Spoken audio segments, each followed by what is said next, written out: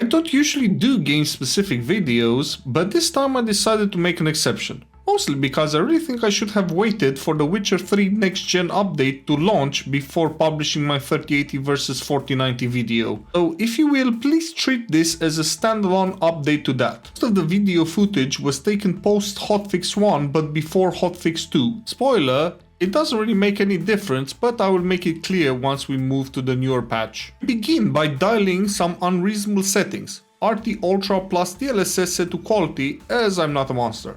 Why these settings? Well, because this is what I personally want to play at. There are many of you who think that going this high is pointless, and you would mostly be right. Stop trying to use logic against me, it won't work, I'm immune. Also, I should mention that these cards are in two completely different machines, with the 4090 recording being done using Shadowplay and the 3080 using an external capture card. It's a bit naughty because it's introducing extra variables, but this is literally game benchmarking and not mission critical redundancy testing. Besides, these are the permanent homes for these GPUs, so it is very representative. All the benchmark runs will take place in the open world around White Orchard starting at 6 PM to have vaguely consistent light. That really didn't work because the weather system is dynamic, but hey ho, we did our best. I'm a bit disappointed in the 4090 not being able to keep a consistent 60 FPS, and I am downright dismayed at the 3080's performance. I'm sure a lot of this will be ironed out with patches, and I hope they focus on the ridiculous frame time pacing on the weaker system. The 5800X and the 5950X are functionally identical for gaming, so the GPU must be responsible for those seesawing frame times that are so distracting on a 3080 system. That's to say that unless you are on the 40 series or have a 3080 Ti or better, you won't get very far playing an Ultra Plus with DLSS set to quality at 4K, and you will either be forced to turn down the settings or the resolution. I'm not gonna dwell too much on a 3080 because I have already deep dived that subject in my recent build video. It's time to turn our attention to the 4090 and its neat new party trick, DLSS frame generation. The major downside of using this is that it will inevitably produce some input lag and it's not compatible with the Reflex API. The good news is that in this game at least I don't feel it, and the generated frames are on the screen for so little time I'm generally having issues trying to pick up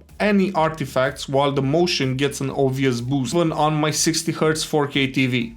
Turning it down to 1440p and ramping it up to 120Hz is even more impressive if I'm being honest, but that is a whole different kettle of fish. Pretend I had a 144Hz 4K monitor admiring that superb frame time graph. Don't get hung up on the latency though, it feels really smooth and nice. No, you would not use this in a competitive shooter because it would be stupid, but for single player RPGs such as this one, it's borderline magic. Some implementation issues though, because of the ridiculous stutters every time I unpause the game, which breaks immersion in a big way, in even a few crashes when frame generation was on. And I did end up disabling it because I really didn't want to lose my progress all the time. I do think this is a great feature, but the game needs to be fixed before I can recommend enabling it. Fortunately, I can confirm that even after the second hotfix patch, all these issues are still present. Next, things take a turn for the strange. I noticed the FSR option is not grayed out when using DLSS frame generation, so I ditched DLSS upscaling and enabled that instead. The result, surprisingly a really good experience. Doesn't really provide any advantage as the card that supports DLSS 3.0 will also support DLSS upscaling, but just the simple fact that it works makes me hopeful frame generation might become vendor agnostic in the future, as it is a really nice to have. Putting the two side by side literally shows no change in performance, and I'll be very hard pressed to tell the difference between them. I think I prefer DLSS especially for Geralt's armor, where my perception of it is that it's slightly more stable, with FSR introducing a barely noticeable extra shimmer. So in certain lighting conditions, far off trees seem to retain more detail with DLSS.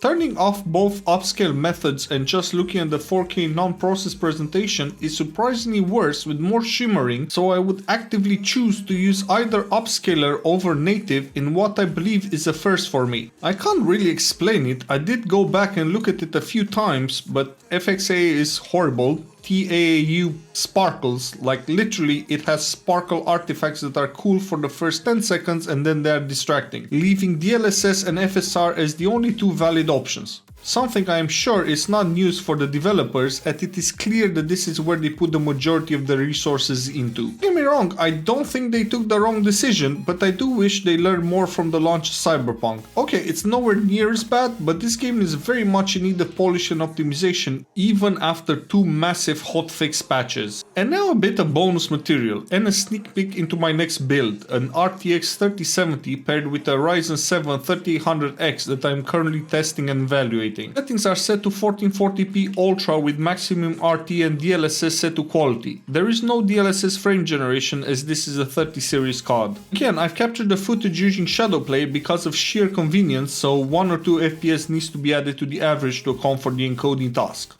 Also, the CPU is a 3rd gen Ryzen, so it's based on the slightly older Zen 2 architecture. The reason I'm mentioning this is because The Witcher 3 running in DX12 mode is seriously CPU intensive for no apparent reason. What I am interested in here though is the difference between Hotfix 1 and 2. Yes, I know I'm not using the most demanding areas, with the major cities simply tanking the frame rate and the 3070 probably needing to go down to DLSS balance, but I am being consistent and I will save that for the PC build video. But what about the performance delta? Well, if there is one, I can't find it, as all the frame fluctuations can easily be explained as a run-to-run variation. If anything, we seem to have lost the frame on average, so from a performance standpoint, nothing much has changed, if anything at all. Which is good news, because that means that all of the performance metrics that I presented in this video are still valid. And that's about it for this video. I hope you enjoyed it and see you in the next one.